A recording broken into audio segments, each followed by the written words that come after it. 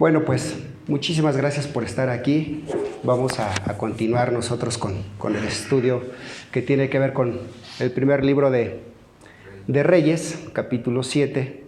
Y estamos hablando de la sabiduría de Salomón, que Dios le dio sabiduría a Salomón. Pero creo que cuando eres algo bueno en algo tienes que plasmarlo. Y Salomón se distinguía por la sabiduría que Dios le daba. No era tanto el apellido, el hijo de ser el hijo del rey David, sino que tenía que expresar la sabiduría. ¿Y cómo era una parte de la sabiduría que él expresaba? En la forma en que hacía los juicios, cómo resolvía los problemas, cómo negociaba, pero también cómo construía. Entonces, los templos que él hizo, las casas que él hizo, pues son la expresión de la sabiduría que tenía de parte de Dios para hacer semejante cosa, y que era un atractivo para todos los pueblos y los reyes alrededores que venían no solamente para conocer al rey y de visita, sino también venían a ver lo que él construía, ¿no? Entonces, vamos a empezar por abrir nuestra Biblia. Yo lo voy a leer en el libro de la Nueva Versión Internacional. Ustedes ahí me ayudan. Y siempre tienen que pasar cosas para que podamos entender lo que queremos, ¿no? Me costaba al tiempo de leerlo, y hizo y encimó, y tablas, y tú decías, ¿y en dónde? ¿Cómo estaba esta situación de construir, ¿no? Entonces, a veces tenemos que ir a los dibujos para que nos puedan ayudar a entender todavía mucho mejor. Si decimos, y plasmó una olla grande y la puso, y luego en la versión de Reina Valera, pues como que nos cuesta un poquito todavía más de trabajo. Entonces me fui a esta versión para que pudiéramos todos entenderla, todos poderla comprender y sobre todo hablar un lenguaje más actual para nosotros, ¿no? Y tenía 30 codos y 30 codos. Primero, ¿cuánto mide un codo? ¿A qué equivale un codo? Y tenía tanto. Y así es la manera en que vamos aprendiendo nosotros. Y también es la forma en que podemos enseñar. Entonces vamos a abrir nuestra Biblia y hacer una oración. Padre, te damos muchísimas gracias en esta noche. Tú eres bueno, tú eres justo, tú eres fiel. Y Señor, sabemos que a través de la palabra tú nos vas a enseñar, nos vas a instruir. Nos vas a enseñar cosas buenas, cosas grandes y cosas poderosas. Padre, te damos gracias porque también nos permites ver lo que fue la cultura en esos tiempos, lo que fue el conocer, Señor, a través de un hombre la sabiduría, la inteligencia que tú le dabas. En el nombre de tu Hijo Jesucristo te damos gracias. Amén. Bueno, entonces lo primero que vamos a ver es que dice, y Salomón también edificó su propio palacio, y le llevó 13 años de construirlo. Entonces, imagínate, 13 años no era fácil. Y sobre todo esperar árboles tan fuertes para que pudieran darle el diseño que él quería, y también adquirir todo el bronce que él iba a necesitar. Entonces, 13 años lo vemos largo, 13 años los vemos muy a distancia, pero vamos a ver también la razón por cuáles fueron el tiempo que se tardó él, ¿no? Entonces, así como que de entrada, ¿cuáles fueron los materiales por el principio? ¿Quién es el arquitecto de todo esto? Pues Salomón, ¿no? Él es el que hace el plano, es el que diseña cómo lo quiere. Él es ahora sí que él es el patrón, y él paga y él dice cómo lo quiere. Entonces, él es el arquitecto, él marca los planos. ¿Quién lo hizo? ¿Quién hizo el templo? Pues bueno, no fue cualquier persona. Fue un hombre sabio, no fue tampoco ICA, constructores de ingenieros civiles, tampoco fue el grupo Carso, tampoco. Fue un hombre, Huram, y este hombre vivía en Tiro. Este hombre era israelita, lo estoy leyendo en el verso 14. Era israelita, solo por parte de su madre, una viuda de la tribu de Neftalí. Entonces, él era judío, pero también era gentil, y lo mandó a traer Salomón. Sabía que este hombre era bueno y lo tenía que demostrar si era bueno. Entonces vemos todas las cualidades que tiene Huram. Dice que en el 14 dice y su padre había sido un artesano de bronce de Tiro. Huram tenía mucha habilidad y talento para hacer todo tipo de trabajo en bronce y hacer toda obra de materiales para el rey Salomón. Entonces, él es el responsable de hacer todo el diseño, de plasmar lo que estaba pensando, lo que había visto Salomón. ¿Qué materiales fueron los que se utilizaron? Pues fueron árboles, fue bronce, fue oro y fueron piedras preciosas. ¿Sí? No estamos hablando de cualquier piedra, no estamos hablando de piedras de cantera, estamos hablando de piedras preciosas. Entonces, pulir una piedra, no lo sabemos todavía con qué tipo de materiales se hacía, con qué tipo de herramienta era la que tenía, pero imagínate, ¿sí? La cantidad de árboles, la cantidad de piedra, la cantidad de bronce, y todo esto es lo que iba a hacer. Entonces, vamos a empezar en el 2, dice, uno de los edificios de Salomón se llamaba el bosque del Líbano. Medía 46 metros de largo, 23 de ancho y 14 metros de altura. Había 4 filas de las columnas de cedro, sobre las cuales se apoyaban grandes vigas y también de cedros. El techo del salón era de cedro. Encima de las vigas estaban sobre las columnas, había 45, de 4 y de 5 metros laterales, después en 3 niveles de 15 cuartos cada uno, y cada extremo era del largo del salón, y había 3 filas de ventanas, una frente a la otra. Entonces, ¿cómo te vas dando idea de cómo estaba todo esto? Ya tenemos lo que es el ancho, tenemos lo largo, figuren que esto es lo largo, que esto es lo ancho y esta es la altura, ¿sí? Esta parte de donde estaban las bases nada más, todo esto era el palacio, la parte principal, la sala principal. Y sobre de estas salían lo que son las columnas, las de 4 metros y las de 3 metros y medio, pero para no clavar, para no hacer otra cosa, lo que él hizo fue poner como una especie de una base ancha, una base delgada y una base todavía más delgada, y sobre de esta estaban las columnas, y esta parte, toda esta parte, solamente eran recámaras o habitaciones, vamos a decirlo, salas, para cada uno de ellos.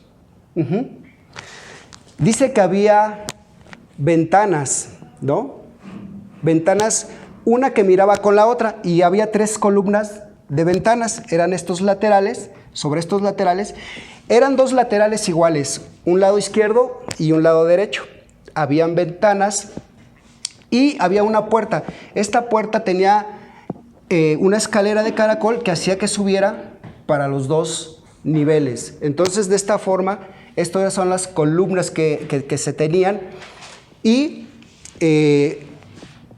lado derecho, lado izquierdo, y hasta el fondo había otra cosa también. Entonces, hasta aquí vamos bien, hasta aquí no se han perdido de dónde estaban las columnas, ¿no? Bueno, lo van a dibujar igual, es examen, Después dice en el 5, y todas las puertas y sus postes tenían marcos rectangulares, estaban dispuestos en grupos de 3 y unas frente a las otras, y Salomón también construyó un salón de columnas, el cual tenía 23 metros de largo y 14 metros de ancho, lo que estamos viendo. En el frente había un pórtico con una especie de cubiertas que sostenían las columnas. Entre cada piso se ponían las tablas, ¿sí? Las columnas de madera, y eso es lo que le iba dando lo que hoy conocemos para evitar una losa, ¿no? Entonces, techo, piso a la misma vez, techo y piso a la misma vez, y de esa manera él construyó las partes laterales. En el 7 dice, además construyó la sala del trono conocida como el Salón de la Justicia, donde se sentaba a oír los asuntos legales. Aquí es donde él se sentaba para resolver todo tipo de problemas. Esta es la parte donde él negociaba también, donde atendía a gente y pues, también a algunos invitados. Pero también se dice que este palacio, este lugar, era como un almacenaje para guardar armas. Verso 9. Desde los cimientos hasta los aleros, todo se edificó y estaban hechos con enormes bloques de piedra de primera calidad, cortadas con sierras y terminadas en las medidas exactas en cada uno de sus lados. Entonces, todo era preciso, no tenía que haber error de falla ahí en ese sentido. Y aparte, pues porque también se lo habían encargado a un hombre que tenía la experiencia, que tenía el conocimiento, que sabía cómo hacer todo este tipo de trabajos, ¿no? Entonces él era el responsable de todo este trabajo. Algunos de estos enormes bloques se asentaron en los cimientos que tenían longitud de 4 metros y medio y otros de 3, lo que les decía, lo ancho de cada uno de estos, ¿sí? Me quita la paz. 12. Las paredes del gran atrio se construyeron de una forma que había una hilera de vigas de cedro y cada 3 hileras de piedras acabadas iguales que las paredes del atrio del interior del templo del Señor. Bueno, ya vimos más esta parte de lo que era la parte externa, sus medidas y su material y aún las propias ventanas, ¿no? Ya también vimos en el 13 quién lo hizo. Quien se encargó de hacerlo era Urim, que vivía en Tiro. Entonces, él fue el responsable de hacer todo esto, Urim. Vamos al 16. Dice, para las partes superiores de las columnas fundió capiteles de bronce, y entonces aquí ya viene ahora otro material, el bronce, y cada uno tenía 2 metros y tenía 30 centímetros de ancho, y cada capitel estaba decorado con 7 conjuntos de enrejados, de conjuntos de enrejados y de cadenas entrelazadas. Entonces no nada más se trataba la idea de hacer madera, piedras y listo. Tenía que decorar todavía toda la parte del interior y tenía que decorar todavía todos los demás materiales, los otros utensilios que está hablando el templo, ¿no? Vamos al 20, dice, los capiteles en las columnas tenían forma de lirios y así quedó terminado el trabajo de las columnas. Él hizo 2 columnas, las que estaban exactamente afuera de la puerta eran 2 columnas y cada columna medía 8 metros 30 centímetros de alto. La base tenía 5 metros más o menos, Pero no nada más era poner la base y todo esto. Estaba decorada en la parte de arriba, tenía unas cadenas, tenía una especie de granada. ¿Han visto las granadas? Cómo es la parte de la flor, cuando ya se convierte en fruto. Esa parte era la parte que estaba hecha en la parte de arriba. Y así estaba todas estas dos columnas estaban decoradas. A una le puso Jaquín y a la otra le puso Boaz. ¿Qué quiere decir?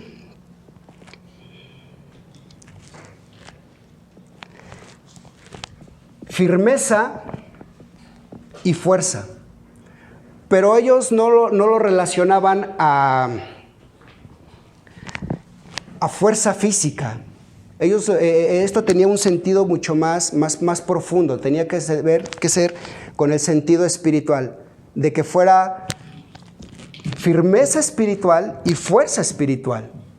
Entonces, estas eran las dos columnas que estaban afuera exactamente de las puertas de la puerta principal. La parte superior, su altura, su anchura y su longitud, ¿no? Y después dice que en el 21, Urim puso en las columnas en la entrada del templo, una hacia el sur y la otra hacia el norte. A la del sur la llamó Jaquín y a la del norte la llamó Boaz. Los capiteles de las columnas tenían una forma de lirios y así quedó terminado el trabajo de las columnas. 23. Luego Urim fundó un enorme tazón redondo que medía 4 metros con 70 centímetros de bronce de borde a borde y llamó a aquel lugar Mar. Esta parte de la que está hablando, de hacer este gran tazón redondo, es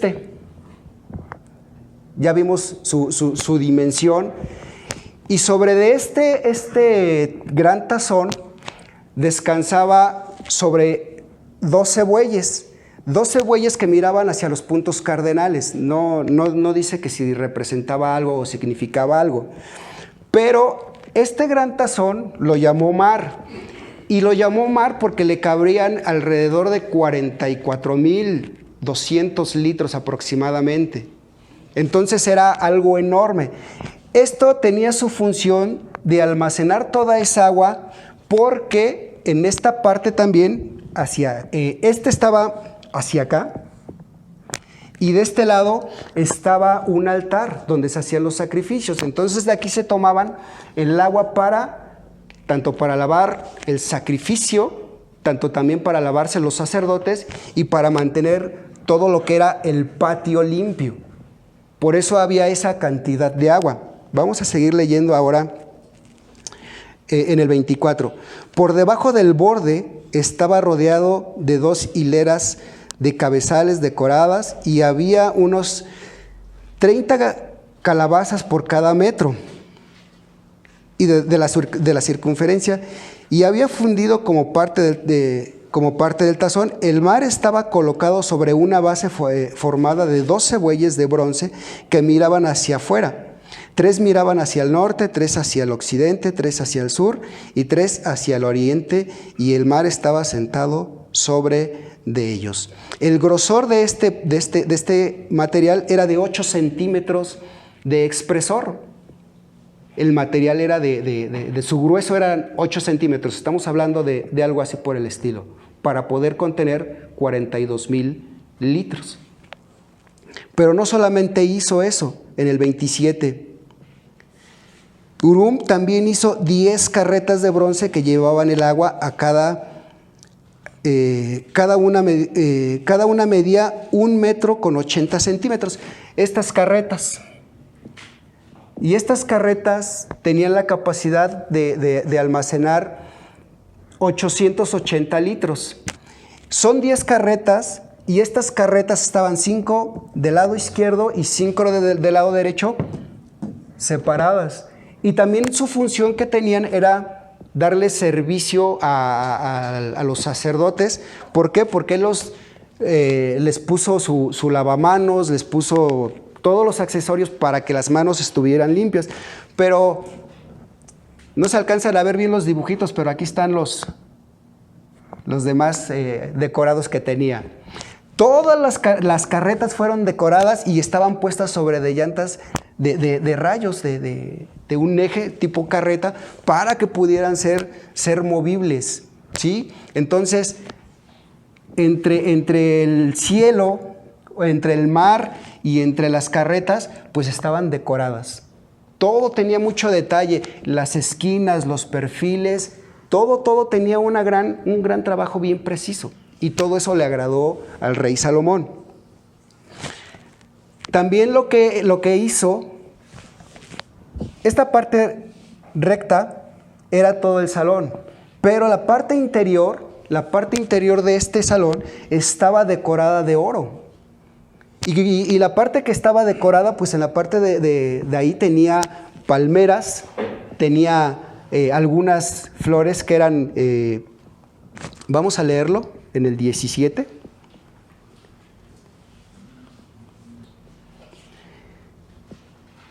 Dice que dentro de las antesala tenían atrios, tenían lirios, y estos lirios y estas, pues yo lo puse como florecitas, pero todo esto estaba decorado. Entonces imagínate decorar 46 metros con florecitas, con palmeras.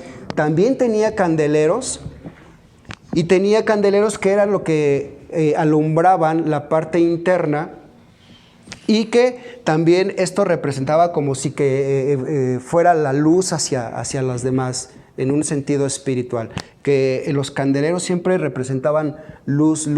Esto solamente era un representativo, esto era el lugar de Salomón, esto es donde él habitaba, donde él trabajaba, donde él asistía y hacía sus juntas y todas estas cosas. Pero dentro de este mismo lugar, hacia el fondo él tenía un lugar santísimo.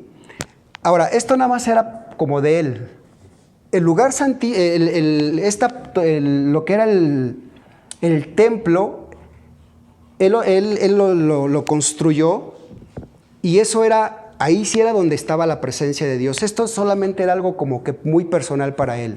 Era algo personal para él, pero aquí tenía también un arca. Y aquí también tenía 2 querubines, y los querubines eran grandes, que abarcaban, de hecho, el querubín chocaba su ala con la pared, y el otro querubín chocaba con su otra ala con la pared. Y todo este trabajo fue el que hizo él. Todo este trabajo fue el que hizo él.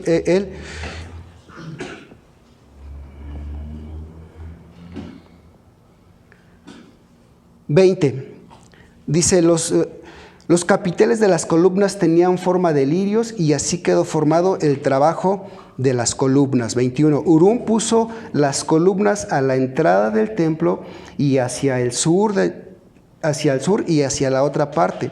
Y al sur la llamó Jaquim, y a la otra Boaz. Los capiteles de las columnas tenían forma de lirios. Esto ya lo hemos leído, pero esto es lo que venía haciendo este hombre. Fíjate lo que tenían las carretas en el 35. Dice, a lo largo de la parte superior de cada carreta había un borde de medidas de 23 centímetros de ancho. Los soportes de las esquinas y los paneles laterales se fundieron en unidad y en una sola pieza con la carreta. Los paneles y los soportes de las esquinas estaban decorados con talla de querubines, de leones y de palmeras, colocados según el espacio disponible, y había guirnaldas en todos lados. Las 10 carretas para llevar el agua eran del mismo tamaño y fueron hechas iguales, pues cada una fue fundida del mismo molde.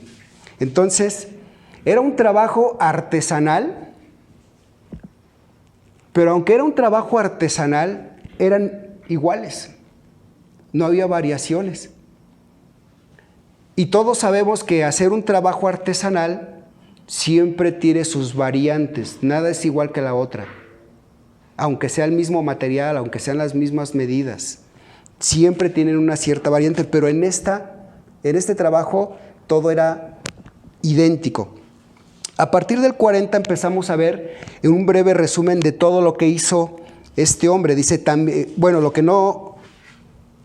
no leímos y no pudimos dibujar aquí, pero dice, también hizo el lavamanos, las palas y los tazones, que finalmente Urim terminó todo el trabajo que el rey Salomón le había asignado y que hizo para el templo del Señor.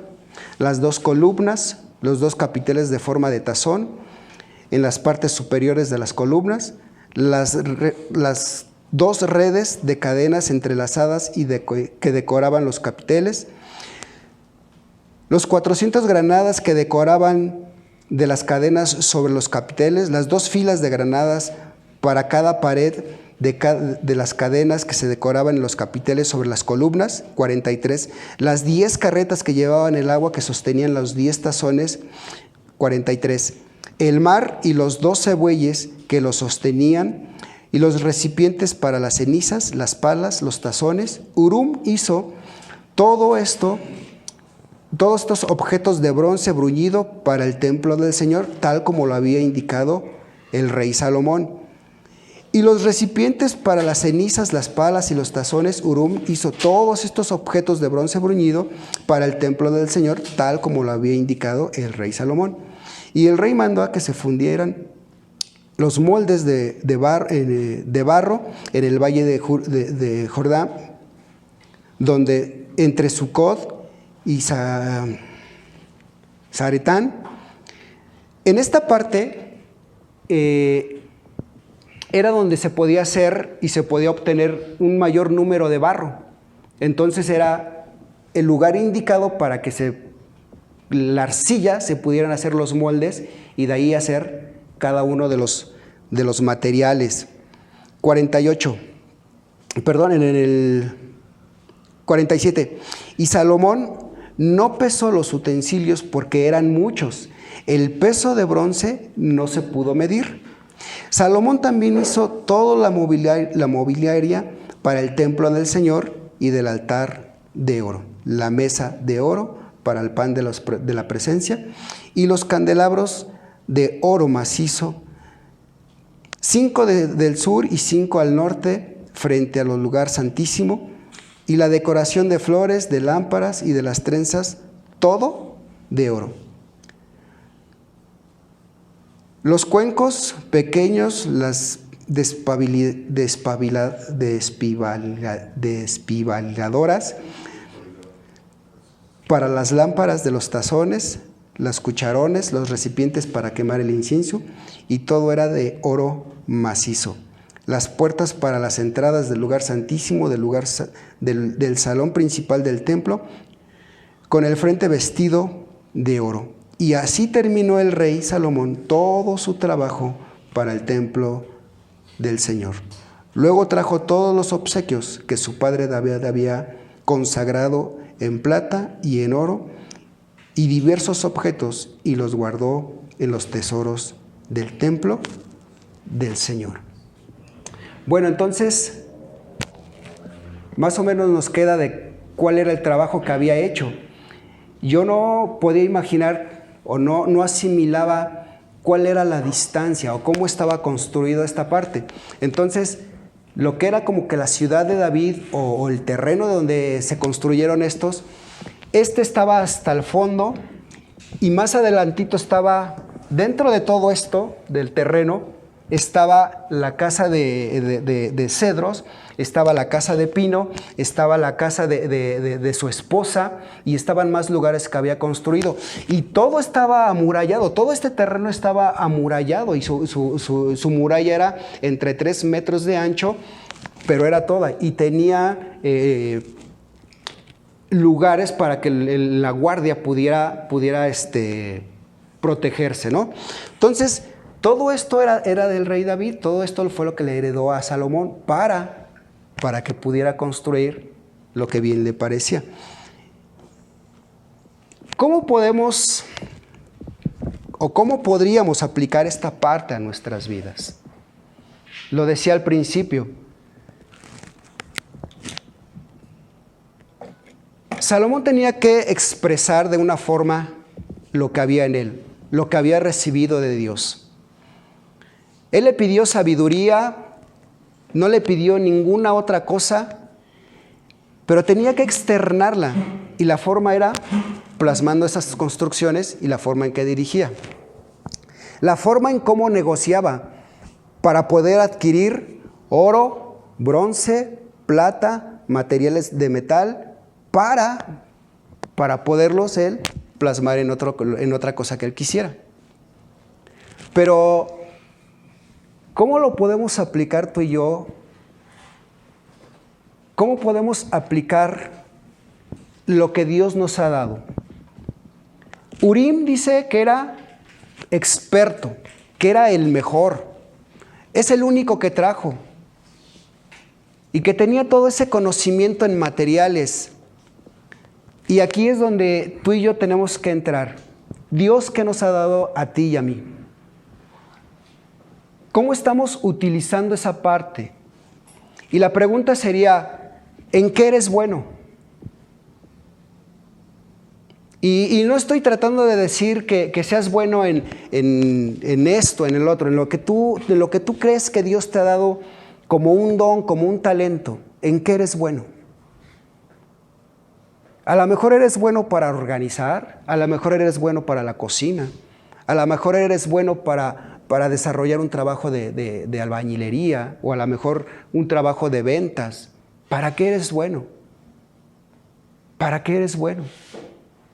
Porque de eso que Dios te ha dado, no solamente es un talento para tenerlo ahí guardado, es un talento que Dios nos ha dado para desarrollarlo, pero también ese talento, considerémoslo, que es el talento que nos da un sustento, nos da un bienestar económico también.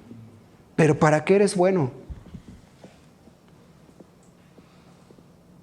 ¿Por qué Dios se fijó hoy en ti?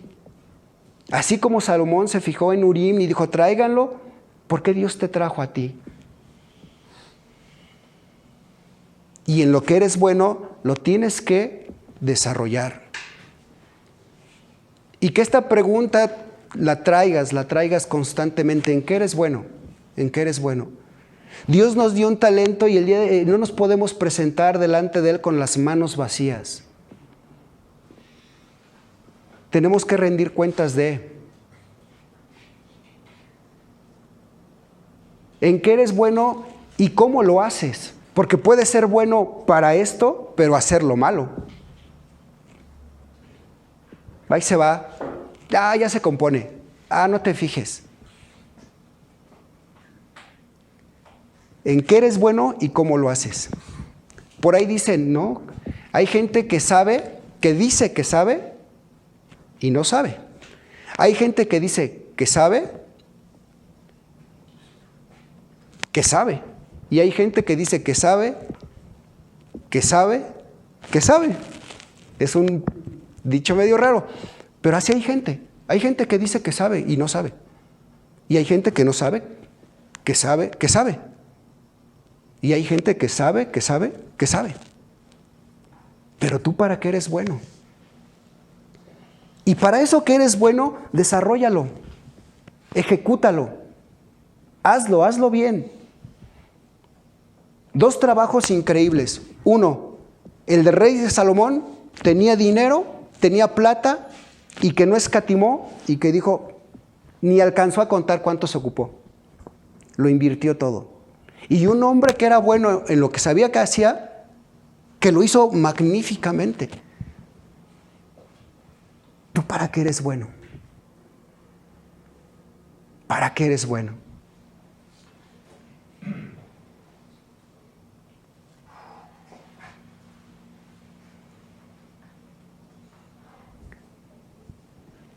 No tratamos o no trato de llegar al punto motivacional. No, ese no es el punto. No es el objetivo. El objetivo es que había 2 columnas que una se llamaba firmeza y una fuerza. ¿Y qué es lo que tú y yo necesitamos? Fuerza de Dios, firmeza de Dios.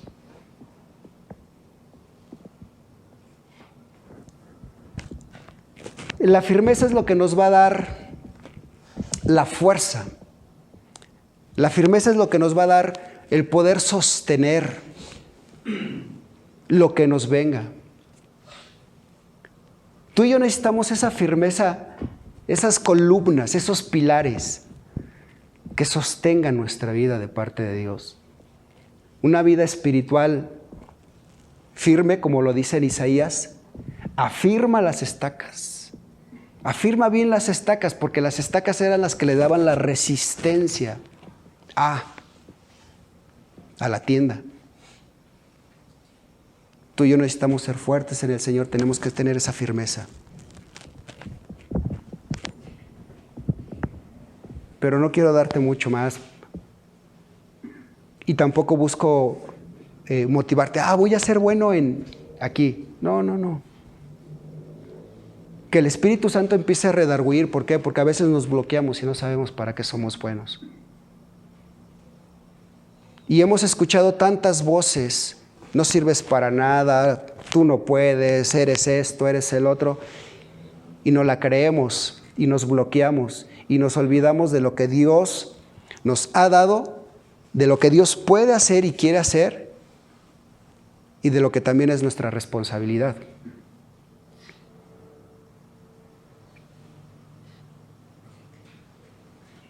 Pero ahí le dejo. ¿Para qué eres bueno? Urim era bueno para. ¿Tú para qué eres bueno?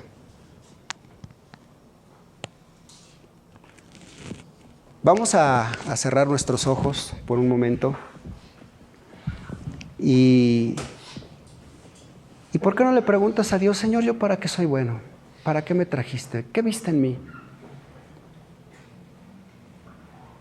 Dios vio algo en ti, por eso te trajo y por eso te tiene. Dios nunca salva algo para no utilizarlo. Dios nunca limpia algo para no utilizarlo. Lo que Él salva, lo que Él limpia, es para utilizarlo. El Señor, te damos gracias en esta noche y nos presentamos delante de ti, Señor, agradecidos por tu amor y tu misericordia. Nos presentamos delante de ti, Señor, también, ¿para qué somos buenos, Dios? Nos has dado un don, nos has dado un talento, Señor, y no queremos tenerlo guardado, no queremos tenerlo olvidado. Señor, que ese don y ese talento, esa habilidad, esa cualidad, Señor, que tenemos, es el sustento. Es lo que nos da sustento, es lo que nos da, Señor, de un vivir, de una paga, de un cobro, Señor. Y te queremos dar gracias, porque, Señor, lo que has puesto en nuestra vida, que lo podamos hacer como este hombre Urim, Señor, sin escatimar, con conocimiento, con compromiso, con calidad, Señor. Y Padre, te damos gracias. Te damos gracias porque, Señor, tú has sido bueno, has sido misericordioso, Señor. Y el día de mañana, Señor, no nos presentaremos delante de ti con las manos vacías, ni tampoco con las manos, Señor, de malagradecido.